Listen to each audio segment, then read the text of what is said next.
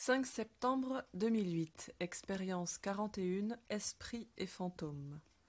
Après plusieurs séances de neurotraining, agapé-thérapie, etc., bien corsées pour commencer à accepter de voir et d'entendre dans la 4e dimension, je vais l'appeler ainsi le monde des esprits parce que franchement c'est plus simple, les résultats ne se font pas attendre. J'ai travaillé sur la peur de perte de contrôle et la fuite de la réalité.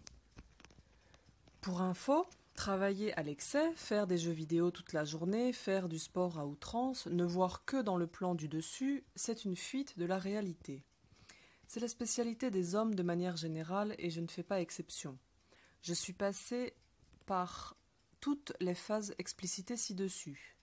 Oui, même le travail à outrance dans une autre vie il y a 8 ans où je ne pensais qu'à faire carrière et où je bossais 100 heures par semaine. Après, j'ai eu ma phase de kung-fu tai-chi pendant 3 ans, 15 heures de sport par semaine, etc. Donc elle me fait sauter la fuite de la réalité. Résultat, je réintègre la 3e dimension avec la 4e. Ben oui, fuir la réalité, c'est fuir ses perceptions. Bien sûr, l'effet est immédiat. Le monde réel étant bien plus bizarre que les fuites en tout genre, me voilà en train de nager en plein brouillard éthérique. Maintenant, c'est comme quand je code. Il y a un brouillard transparent partout avec quelques formes énergétiques qui vont et viennent de manière assez discrète, mais c'est parfaitement intégré avec la vision normale et ça marche en permanence bien que je n'arrive pas à filtrer pour l'instant. Je peux l'ignorer si je veux quand même, heureusement d'ailleurs. Mais bon, maintenant je suis équipée. Quand je vois une forme même légère passer, paf, je la tâte avec mon toucher éthérique pour faire le lien avec le sens du toucher. Pour l'instant, ça n'est pas significatif à outrance, mais ça commence à avancer. En fait, ma fée a tendance à volter autour de tout le temps alors que je la tâte souvent. L'ambassadeur elfe se pointe de temps en temps dans mon bureau. Il me dit un truc, merci le pic énergétique dans les oreilles, et se barre. Je suppose qu'une des idées saugrenues qui me vient après est issue de lui. Je commence à connaître l'énergie des elfes et des fées. Elles ont une texture particulière.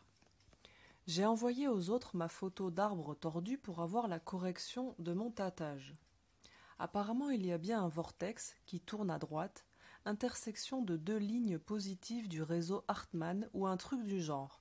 Ça, je connais pas, donc pas vu. Un faune dans l'arbre, mais bon, il y en a partout dès que l'arbre est un peu grand.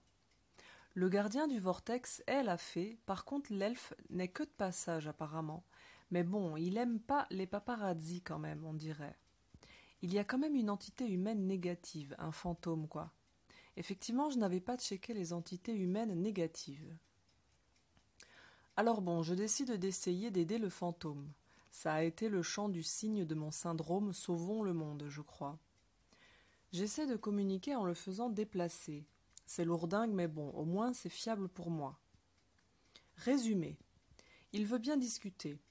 Il ne veut pas monter et il semble en colère ou triste. Il émet la même énergie que les vivants dépressifs. Il pense que je peux l'aider. Comment? Aucune idée. Je demande à ma fée, apparemment je peux, mais bon, impossible de discuter. Avec oui et non, c'est limité. Bon ben du coup je demande à un de mes guides de voir ce qu'il veut. Un des humains positifs que j'ai trouvé dans mon appart. Apparemment il y a un ou plusieurs guides à moi.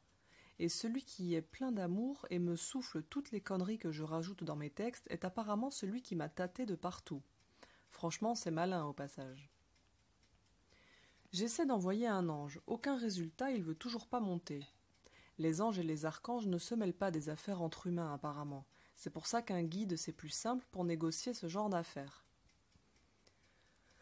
Je lui envoie une grosse boule d'amour bien que je ne pense pas que ça l'aide.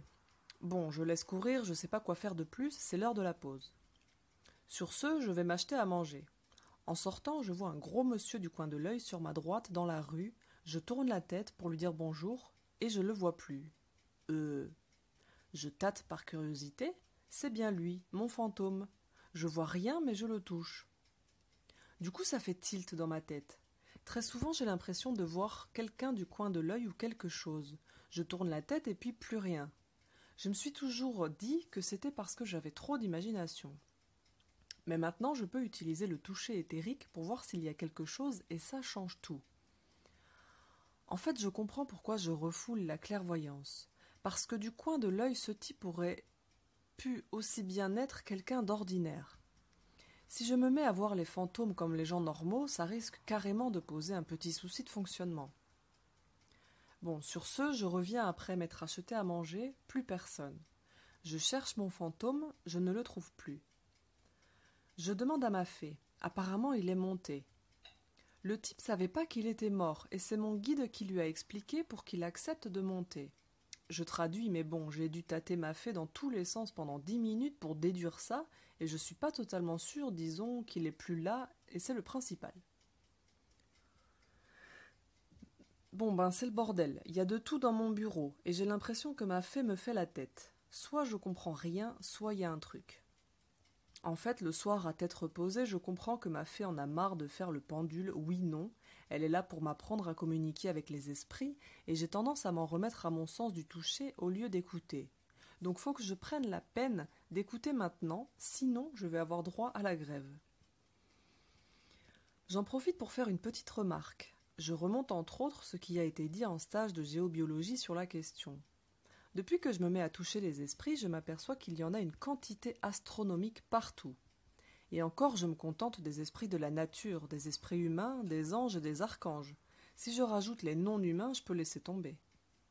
La 4e dimension est sacrément habitée. Apparemment, le plus gros problème vient des humains morts. Notre société est devenue tellement matérielle, elle refoule tellement son côté spirituel et nie tellement la mort que les âmes ont beaucoup de mal à monter. Une quantité astronomique finissent apparemment par s'agglutiner dans la 4e dimension, soit parce qu'elles ne savent pas qu'elles sont mortes, et vu qu'elles nient l'existence d'une vie après la mort, soit parce qu'elles veulent se venger ou qu'elles veulent emmener leur compte en banque ou je ne sais quoi. N'importe quel homme incarné peut faire monter un mort. Il suffit de mettre l'intention.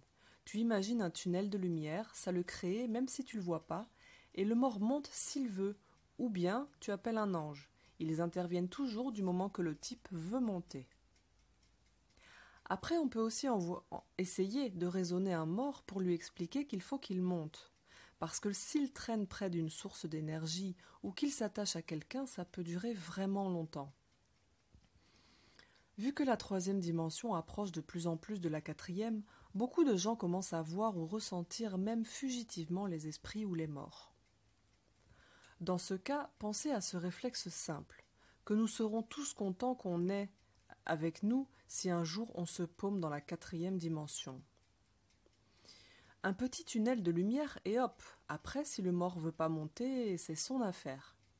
D'après le géobiologue, le fait que nous ne respections plus les traditions de veillée des morts, le fait que certains prêtres manquent sérieusement de foi, d'après lui, il lui est arrivé d'entrer dans des églises où la quantité d'âmes qui n'arrivaient pas à monter était phénoménale. Un paradoxe quand même, franchement, le gars qui fait les offices devrait changer de métier. Bon, dans ce cas, vaut mieux appeler un ange ou un archange pour faire un envoi groupé. Apparemment, les esprits de la nature ne savent pas quoi faire avec nos morts.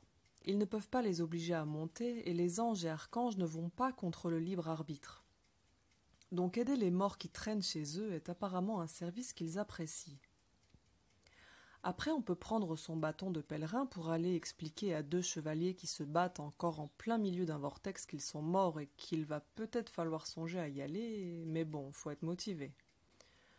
Surtout, gare au mauvais coup. Après, faut mettre des rustines sur le corps éthérique et appeler une licorne pour le réparer. Vous croyez que j'ai fumé la moquette? J'avoue que moi aussi un peu ces derniers temps.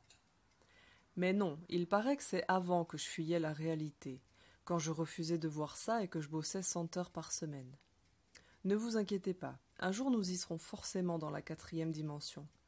Et ce jour-là, si je suis paumé, j'avoue que je serais bien content qu'un allumé m'envoie un tunnel de lumière, surtout si le prêtre est de mauvaise humeur à l'église. PS, pour ceux qui font tourner les tables, vous appelez simplement des entités non humaines qui ont envie de jouer, et généralement quand elles ont fini de jouer les humains, ne sont plus en très bon état. En résumé, c'est vraiment pas une bonne idée.